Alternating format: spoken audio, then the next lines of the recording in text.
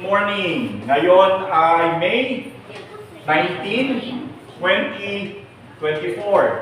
Di ba natapos na natin yung TULIP, T-U-L-I-P. At now yung TULIP na pinag-aralan natin, that was yung acronym for total depravity, tapos A, UI, unlimited election.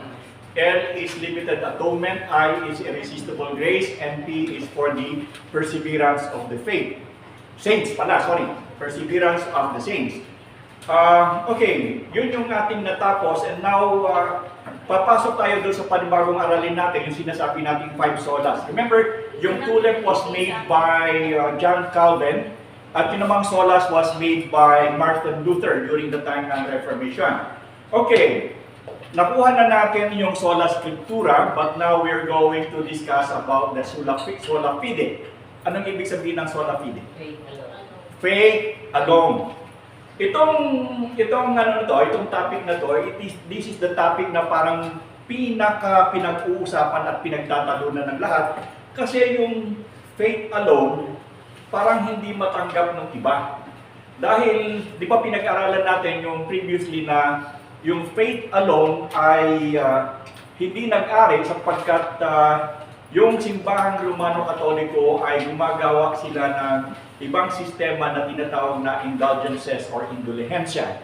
Ibig sabihin, ito yung naging dahilan kung bakit nagkaroon ng pag-aalsa sa loob ng simbahang Romano-Katoliko dahilan sa mayroong mga pari doon na naniniwala na ang kaligtasan ay sa pamamagitan ng sa pamamagitan ng pananampalataya lamang. Mayroong salitang lamang. Ibig sabihin, there will be no other things to add in terms of salvation but by means of faith alone. So ito yung naging issue dahil lang sa Roman Catholic Church by that time ay sinasabi na ang kaligtasan ay faith plus works. Di ba? Kinakailangan daw na merong gawa ang pananampalataya upang magkaroon ng kaligtasan. At dahilan dito ay inimplement yung tinatawag na indulgences sapagkat kapag hindi ka daw nag-indulgence o nagbigay sa simbahan, ang iyong kaluluwa ay mananatili saan? Purgatorio. Tama-tama yung salitang purga. Ano yung purga? Cleansing. Nililinis. Okay. So, dahilan dito sa katuruan ito ng simbahang Romano-Katoliko, mismong yung mga pari nila ay nag-alsa dito, katulad ni Martin Luther, sapagkat naniniwala sila sa katuruan ng kasulatan na ang kaligtasan ay sa pamamagitan ng pananampalataya lamang at walang kasamang gawa dapat ito. At dito nagsimula yung tinatawag na Reformation until such time na mabuo yung tinatawag na Protestantism coming from Reformation hanggang sa kasalukuyan. Unfortunately, sa Pilipinas, napakarami ang hindi nakakaalam kung ano ang Protestantism. And yet, all of them are Protestants.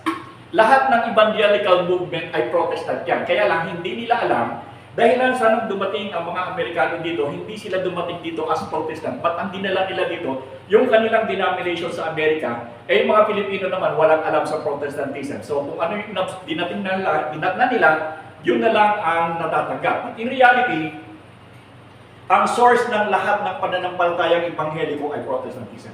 Even the source ng Pentecostalism, that is also Protestantism. And even the Methodists and the UCCP, which are basically Arminians or Arminian in faith. Okay? So much with that. So ngayon ang pag-aaralan natin ay sola fide, pero papasok tayo doon sa tinatawag na justification by faith. Sino nakakaalam sa inyo kung anong ibig sabihin ng justification by faith?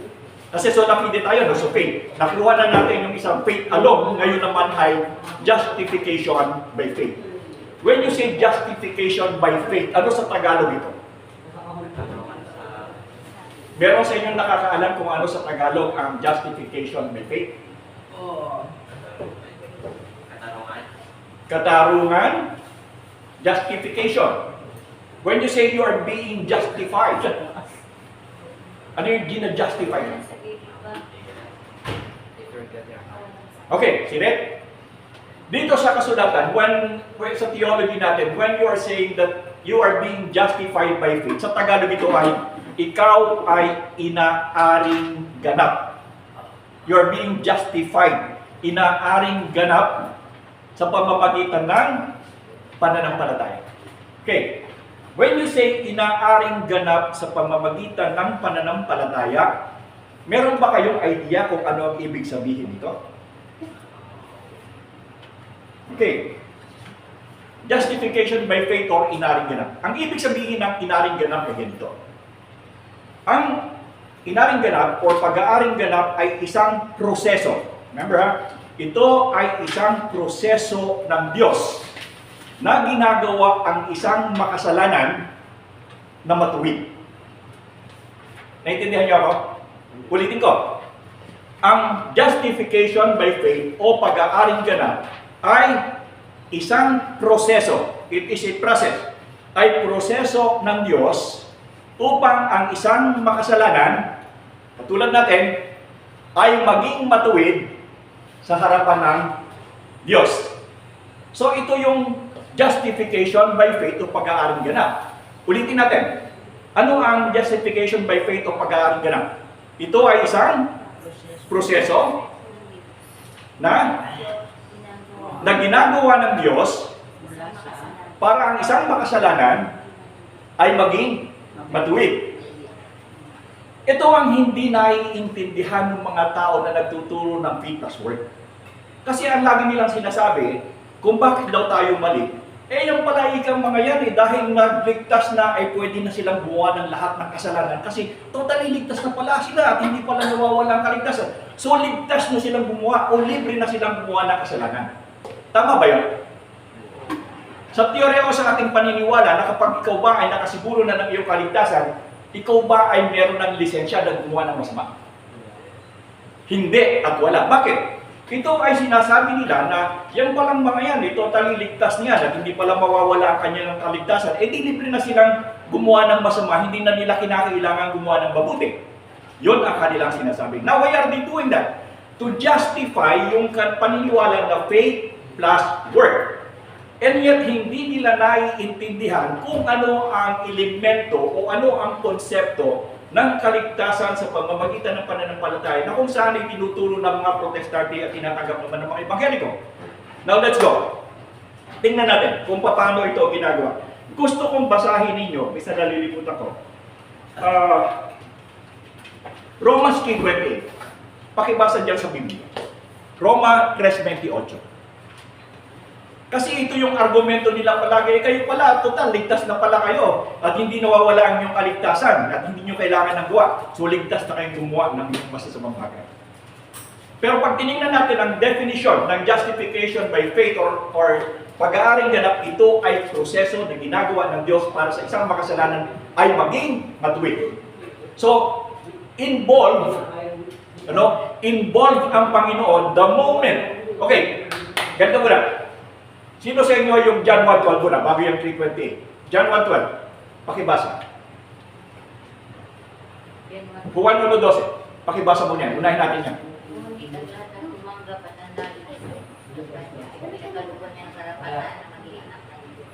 Subalit ang sino man tumanggap sa Kanya at nanalig o nanampalataya ay binibigyan ng karapatang maging anak ng Diyos. First step.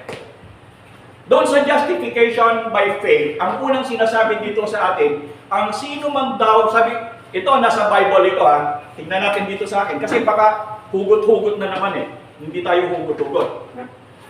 Okay, ang sabi doon sa John 1:12 ay, subalit ang lahat ng tumanggap sa Kanya na sumasampalataya sa Kanyang pangalan ay Kanyang pinagkakalooban sila ng karapatang maging mga anak ng Diyos. First step. Ang sabi ng kasulatan, ito nakasulat dito, sa John 1:12, na kapag daw ang isang tao ay sumampalataya, ay bibigyan siya ng karapatang maging anak ng Diyos. Okay, naging anak ka na ngayon ng Diyos. Dahilan ba sa ikaw ay naging anak ng Diyos, ikaw ba ay dapat gumawa ng masama? O ikaw ba ay gagawa ng masama? O ikaw ba ay ang inclination mo ay sa paggawa ng masama? Ang sagot ay hindi. Pakibasa ng Roman 3:28. Baka sabihin kasi hindi tayo sola scriptura. Roma 3:28. Pakibasa mo.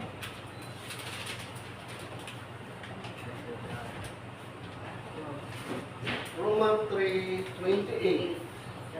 Sapagkat ang pagiging isang tunay na Hudyo ay Teka muna. Bakit Hudyo yan? Tama ba? Roma 3:28. Oh, teka muna. Sabayan na ako doon. Tama. Hindi, Roma 3:28. Pakibasa. Okay. Iba yung binabasa nyo. Tama ako. Romans 3:28. Kung gayon, maliwanag na sa pamamagitan ng pananampalataya, itinuturing na matuwid ang tao at hindi sa pamamagitan ng pagtupad sa kautusan. Ano sabi dito?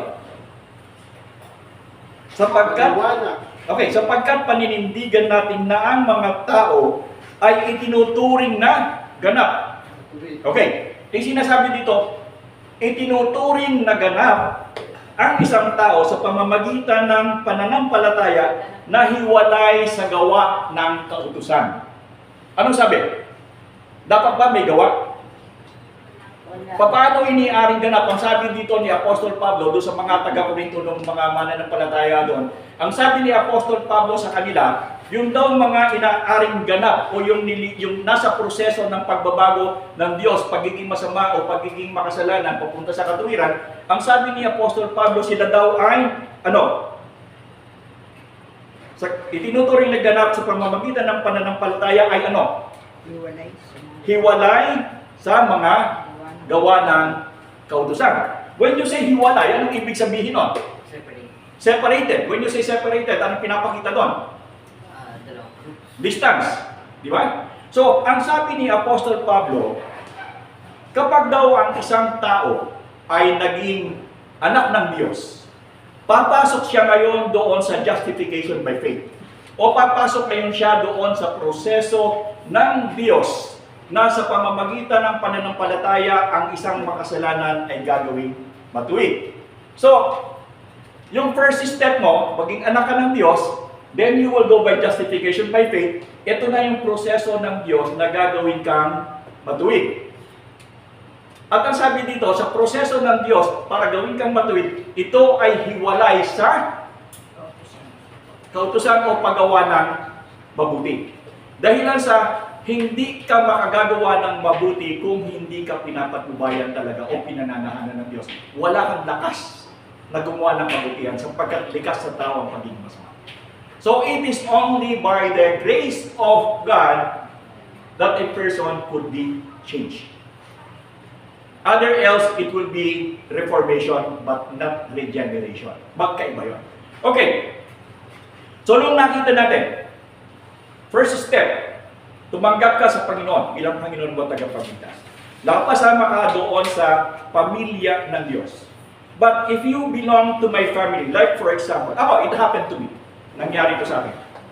Ako ay kabilang sa pamilya ng mga Cruz dati. Okay. Cruz pa rin ako. Pero papakita ko lang sa inyo ang ehemplo. Ako ay kabilang sa pamilya ng mga Cruz. Lumaki ako na Romano Katoliko. Lahat na ng kalokohan, raise hand ako. No? Raise hand ako. At pag napag-aralan ninyo yung aking buhay, simula ng kapanganakan hanggang sa high school ako, ma-amaze kayo. Pwede pang pelikula. Pwede pang pelikula. And yet, nung dumating nung high school, ako September 5, 1977, I got the encounter. Nagkaroon ako ng encounter with the Lord. Okay? Mamaya, kakwento ko yun. So, ang nangyari doon, nung ako ay mapabilang na sa pamilya ng Diyos, o pamilya ng Cruz muna ako naman ay inadapt ng pamilya ng Amerikano. Stone. At simula nung high school hanggang ako'y magkolehiyo, nandoon ako sa mga Stone. Dr. Stone. Amerikano yun na missionary. Okay.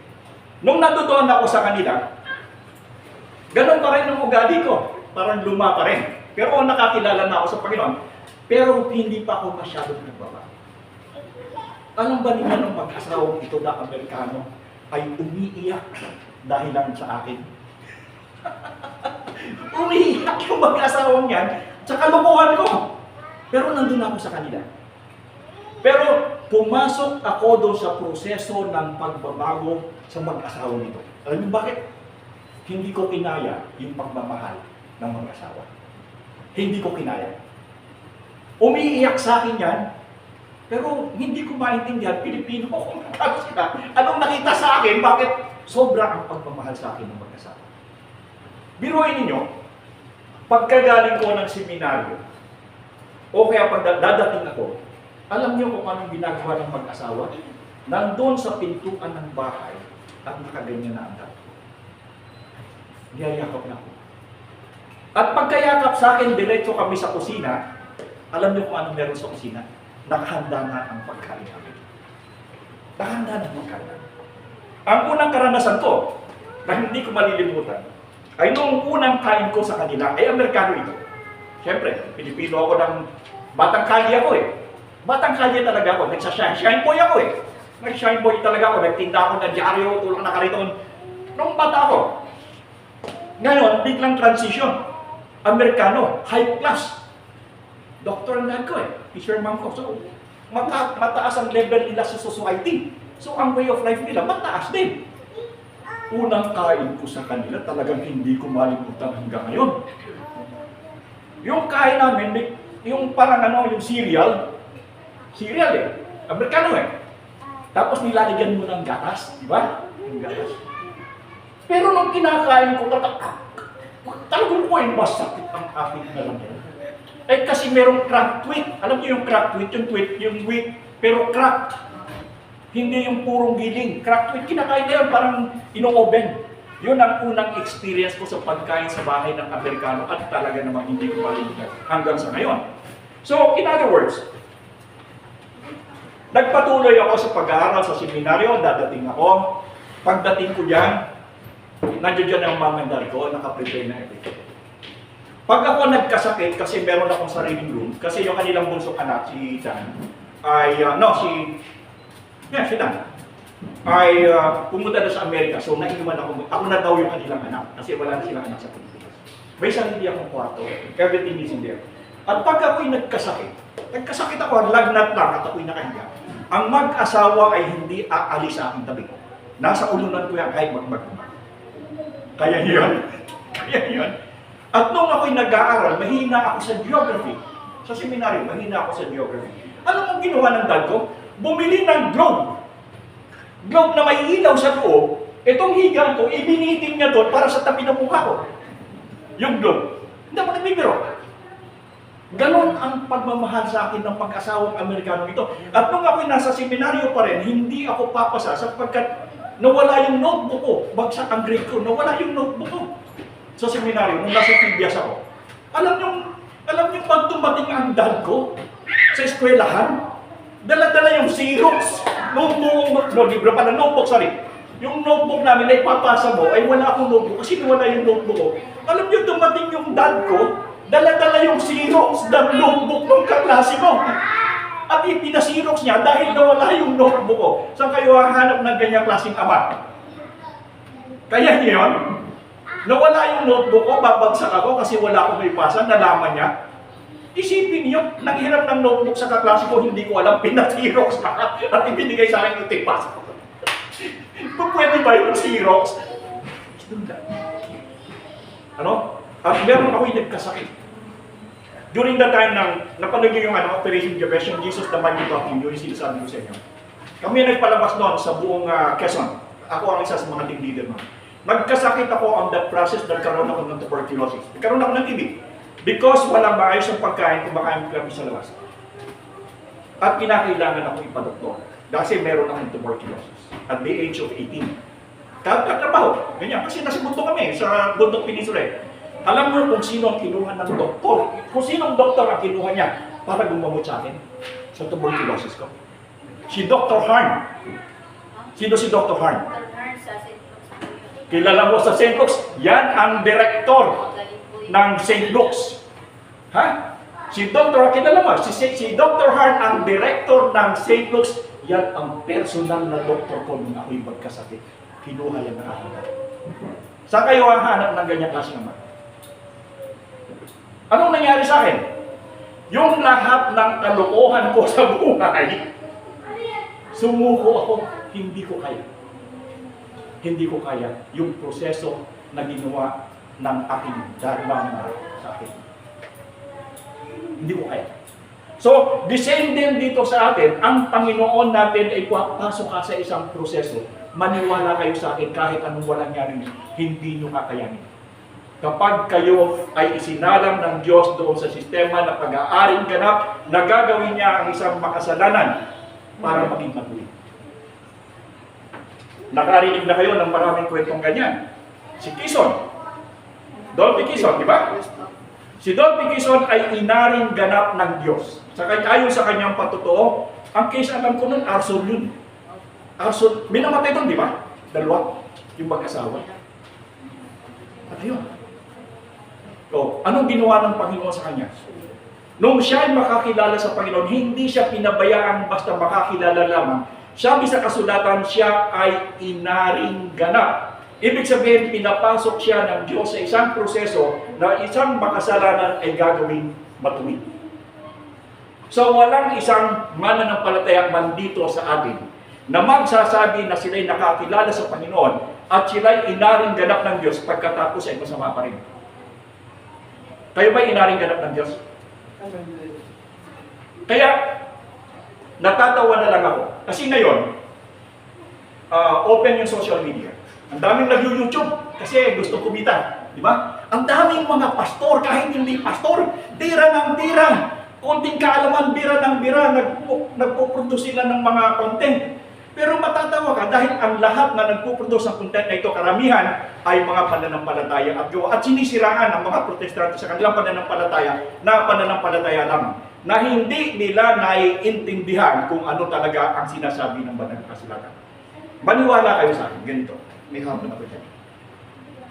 Ilan sa mga pastor o mga ngaral ng faith plus work ang nakapagbasa ng Biblia mula Henesis hanggang Pahayag? Ilan sa kanila?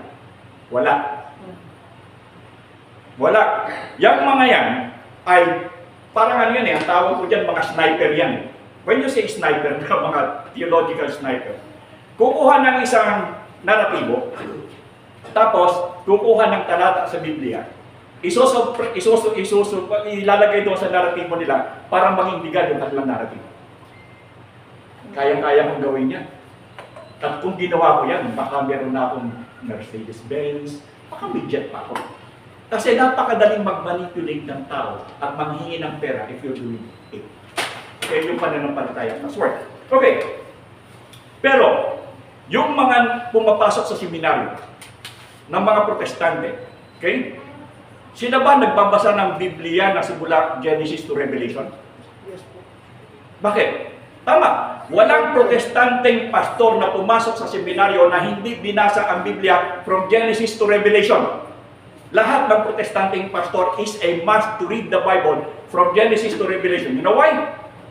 Kasi isa sa klase, katulad namin, nung ako'y nasa Pilipinas, ang klase namin ay Old Testament survey. When you say survey, anong gawin ng survey? Iisa-isahin mo yan. Pagkatapos ng Old Testament survey, meron pa kaming New Testament survey. So doon sa survey, kung ilang semestre ito, babasahin mo ang Biblia letra por letra, verse by verse. Hindi chapter, verse by verse, at yan ay isusulat mo. Ranas ko yan nung ako ay nasa Pilipinas. Old Testament survey, New Testament survey, therefore, tapos mo ang lumang tipan at bagong tipan because it is a requirement sa school. Hindi lamang requirement sa school yung survey, but you have to read the Bible once a year sa seminaryo. So if you will be there for 5 years, kasi sa amin 5 years, so 5 beses mong babasahin ang Biblia sa loob ng isang taon.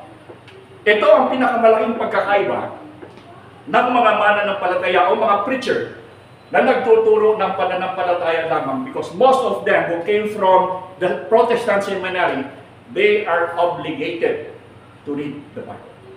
Cover to cover. Pero itong mga nagtuturo ng mga sniper, namamaril, dinagamit yung talata at yung ipinamamaril. Pag nagtanong ka kapatid, nagtanong ka anong ibibigay ko sa'yo, kukuha ko ng talata sa Biblia, o itong sabi ng Biblia. Sniper yun. Pero hindi nila naiintindihan kung ano ang kontekstong kabuuan ng kasulatan. So pag nakakita kayo ng lalo na yung mga Baptist people, yan yung tinatawag ng man of the book. You cannot be a Baptist if you na hindi ka man of the book because that is required to a Baptist man, lalo na sa Baptist preacher. You have to be a man of the book. Okay, galing ako sa Baptist. Conservative Baptist ako natin. So, required yan. At they are known for that.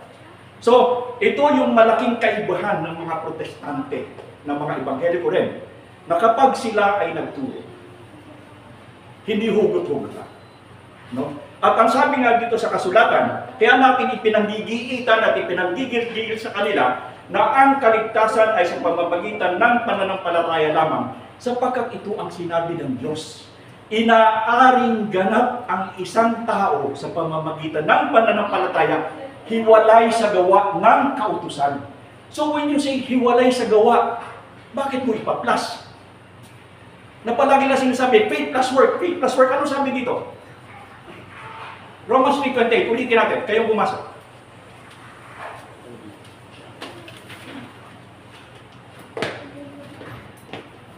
Tagal. Romans 3:28. Sapagkat naniniwala tayo na pinuturing ng Diyos na matuwid ang tao sa pamamagitan ng kanyang pananampalataya kay Kristo at hindi sa pagsunod sa kautusan. Ang sabi dyan, at hindi sa pagsunod sa kautusan. Dito sa version ko, hiwalay. So kung hindi kasama at ito'y hiwalay, hindi ito plus. Hindi ito plus. Minus ito eh. Hiwalay, then minus. Hindi kasama, ito yung minus. So yung sinasabi na faith plus work is not incoherent. Hindi ito tugma sa sinasabi ng kasulatan sapagkat ang sinasabi ng kasulatan, pananampalataya minus ang gawa. Now, sino ang nagsasabi ng totoo? Alam nga naman magsinungaling ito. Hindi pwedeng magsinungaling ang kasulatan. Sila ang nagsisinungaling sapagkat pinipilit nilang pilipitin ang sinasabi ng Diyos para lamang i-justify yung kanilang naisin at yung kanilang narating. Naintindihan niyo? Yes po. Binibigyan ko ito ng diin sapagkat ito'y napaka-importante. Dahil siguro sa mundo ng Kristyanismo, sa buong mundo ng Kristyanismo, protestante lamang ang nagtuturo ng faith. Ano? All the rest ay faith plus work. Tindihan niyo? Ikalawang Korinto 5:17. Tingnan natin.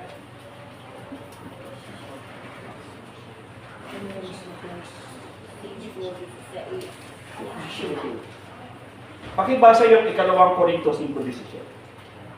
Kaya tunay pag isa na kay Kristo ang isang tao, isa na siyang bagong nilalang, wala na ang dati niyang pagkatao sa halip ito'y napalitan na ng bago.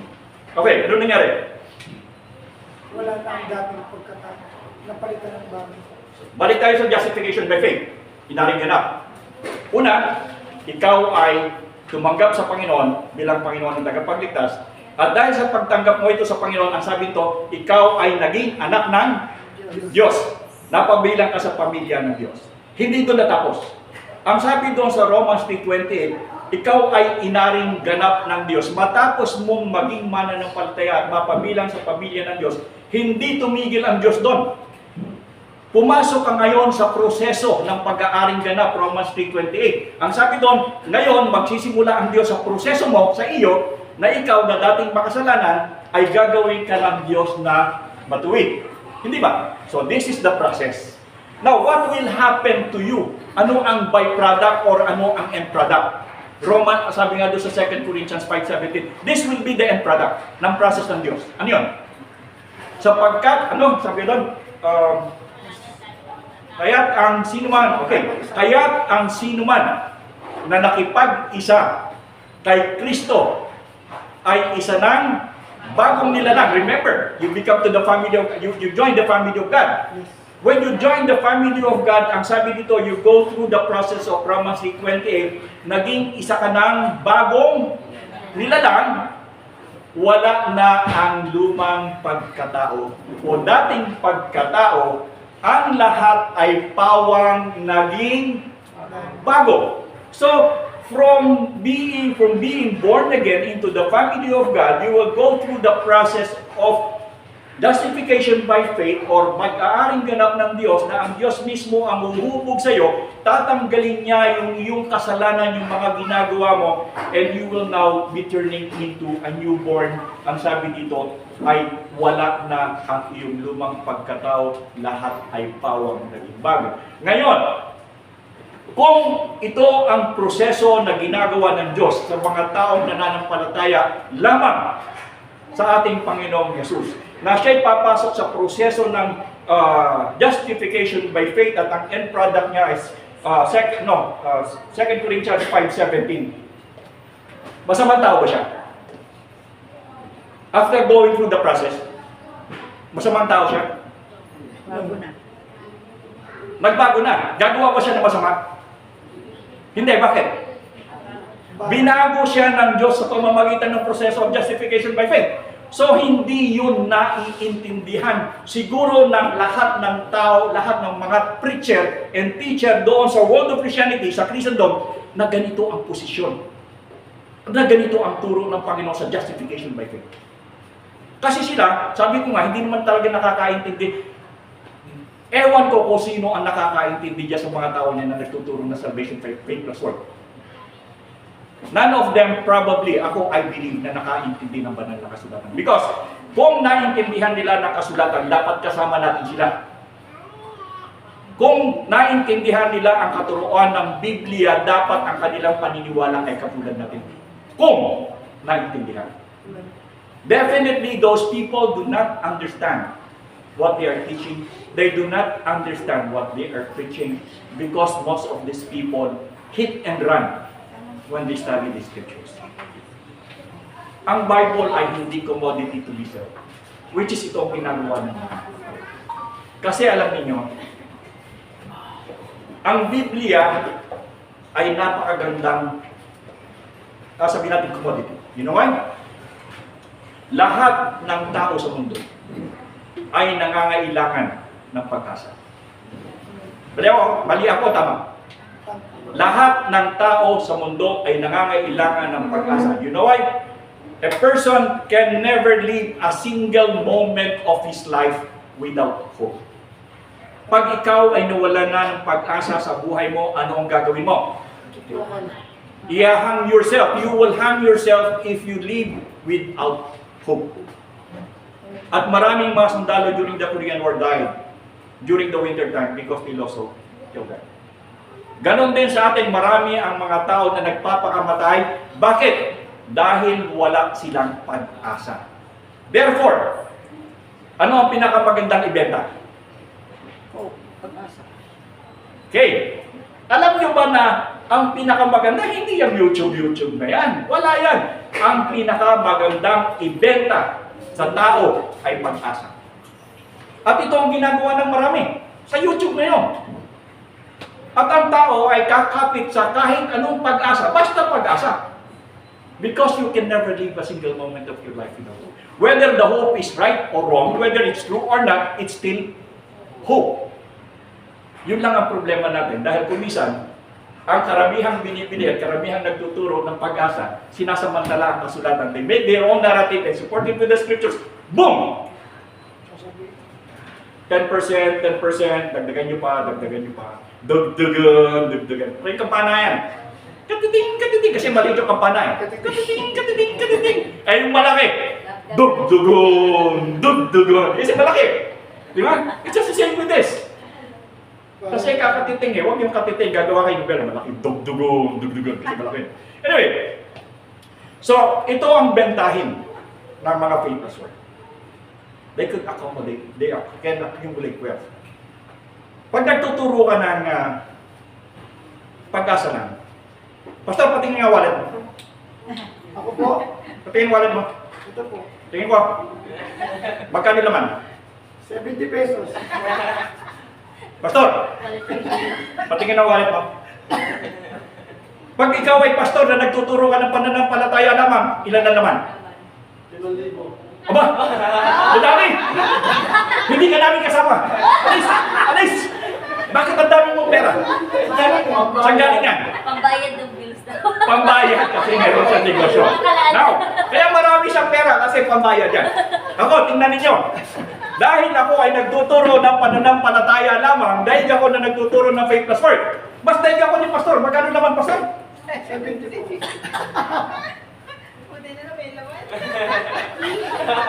Buti na bigyan ako ng bilik. Nabigyan ko na sa akin. Alam ba ninyo itong wallet na ito? Ito'y wallet na maswerte.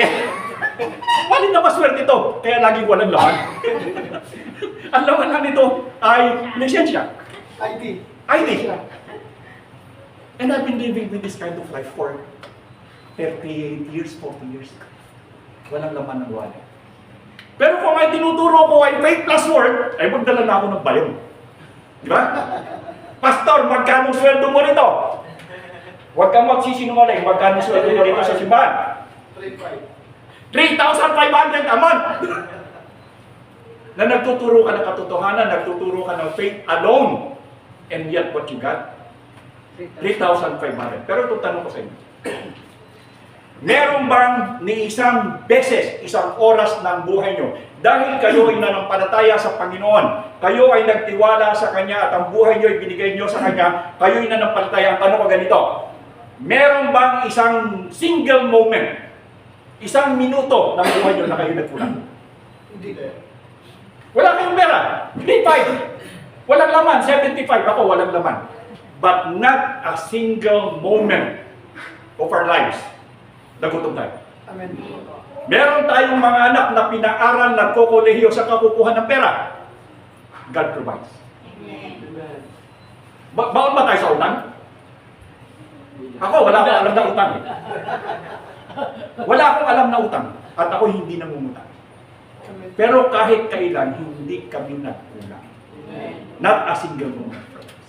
Why?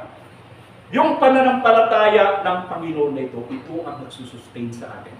Hindi natin maintindihan, hindi natin malaman kung paano ito nangyayari. And yet it happened. We all survive. We do not survive. Nabubuhay tayo ng maayos. Sa Panginoon. Wala akong alam na anak ng Diyos na naghirap. None. At kung meron mang problema ang ating kapatiran, nandoon ang isang miyembro, ang kapatiran ni nandoon para tumulong. Tama ba ako? Tama. Ang kapatid na Rodel minsan ay dinala sa hospital, yung problema ay pabalik. Sabi ko, tawagan ako para sunduin. Hindi ako umalis maghapon dahil iniintay ko ang tawag. Pero yung pala sinundo ng kapatid na Noel. Sinundo pala ng isang kapatiran natin. Pero hindi ako umalis because trabaho natin yun eh. Dapat nga, kung ako pasusunod ko sa inyo yan. Dadalhin ko dito sa simbahan yan. Pasasakay ko yun sa wheelchair. Pinoffer ko yung Kaya nga, in-offer namin na siya dadalhin dito, pero siyempre, nahiya siya. Pero kung ako, bibit-bitin ko yan. Ito kasaukuman. Araw ng pananampalataya. Ganyan ako karang brutal. Tandaan ninyo, brutal ako pagdating sa pananampahan. Brutal ako pagdating sa pananampalataya sa Panginoon. Brutal talaga ako. At nung ako'y bago pang mananampalataya, maniwala ka sa akin. Kulang lang kitang kwelyuhan para maniwala ka sa Panginoon. At the very young age of 17. Ganon ako brutal. Pero syempre, medyo meron na tayo ngayon. So, again, hindi naiintindihan ng mga faith plus work kung ano yung justification method. Kayo ba justified by faith? Kayo ba'y pumasok sa proseso ng Diyos mula sa pagiging makasalanan papunta sa pagiging matuwid? Diba? Ito yung na-miss nila. Hindi nila alam yung sola fide ni Martin Luther na ang ibig sabihin ay proseso pala ng pagiging masama papunta sa pagiging matuwid. Ang pinakamagandang ehemplo dyan palagi, yung bilangguan, no? Ang dami-dami dyan sa bilangguan. Meron akong alam siguro may higit na 30 na yung kanyang pinatay. And yet, may pinapapatay sa kanya, hindi papatayin na niya para something stroke him, no? At hindi niya nagawa na patayin. So hindi siya makabalik kayo dito dahil pag hindi niya pinatay, ito sa atin, kulungan. Pag hindi niya pinatay, siya yung papatayin doon. Ang ginawa sa kanya, kinuha siya ng isang grupo at kasi hindi na siya makakabalik doon At hindi niya nga gumagawang patay. Kaya dami na niya pinatay, may na siguro 30 ang pinatay niya. And yet there was this time na hindi niya gumawang pumatay. And somebody was holding him. So ang nangyari, wala siyang choice, kundi nung kunin siya ng isang grupo at doon siya nakakilala sa Panginoon. Hindi ka change. Diba? Maraming kwentong ganyan, napakaraming kwentong ganyan. Dahil ito yung nami-miss ng faith plus work, na hindi na naiintindihan sa atin na sa pamamagitan ng pananampalataya lamang. Hindi ito natatapos sa kapanganakan muli. Ito ay nagpapatuloy sa proseso ng Roma 3:28 hanggang makarating ka ng 2 Corinthians 5:17. John 1:12, Romans 3:28, and you end up 5:17. Naintindihan niyo? Justification by faith. Sa susunod, hindi na tayo justification by faith. Nakuha na natin. Sola gratia na tayo. Okay? Next class natin, sola gratia.